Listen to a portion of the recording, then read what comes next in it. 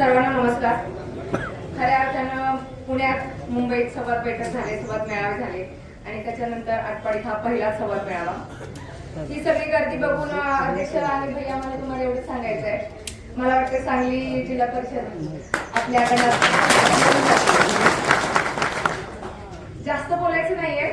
आपल्याकडे 4 जिल्हा परिषद गट आणि 8 पंचायत समिती गट, आपल्या सगळ्यांना मिळून ताकदीनं आपले दमदार आमदार आणि सर्वांचे लोकप्रिय आमदार सुहास भैया यांच्या पाठीशी आणि या देशाच्या पाठीशी एकत्र उभं राहायचंय।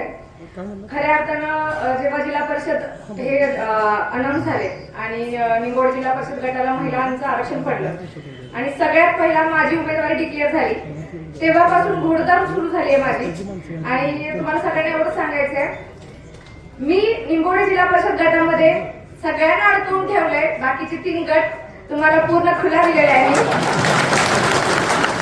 अशी जोरदार तयारी करूया, एकाच गटात त्यांना अडकून पाडूया, बाकी सगळे गट आपण सगळ्या ताकदीने एकत्र येऊन निवडून घेऊन जाऊन जिल्हा परिषद जाऊन थांबायचे आपल्याला।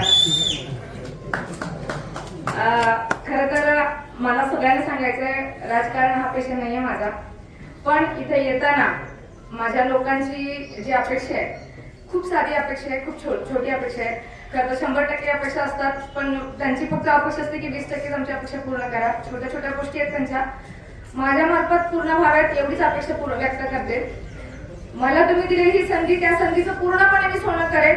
एकही शब्द दिलेला तुम्हाला कधी वाया जाणार नाही आणि आपल्या कामाचं स्वरूप आहे बोलायचं कमी आणि जास्त काम करून दाखवायचं। अध्यक्षांची साथ घेऊन, भैयांची साथ घेऊन आपण सगळेजण एकत्र आपल्या शिवसेनेला खूप सारा पाठिंबा द्यायचंय। इथून पुढे मी रोजच बोलणार आहे, तुमच्याबरोबर रोजच संवाद साधणार आहे। खरं तर आज अध्यक्ष आणि भैया आपल्याला भेटलेले आहेत आणि त्यांना खरं तर त्यांचं मनोगत व्यक्त करायचंय, आपल्याला त्यांच्याबरोबर संवाद साधायचंय। जास्त वेळ घेत नाही, वेळ फार कमी आहे, कारण खूप जण खूप वेळापासून थांबलेले। एवढंच बोलते आणि थांबते। धन्यवाद।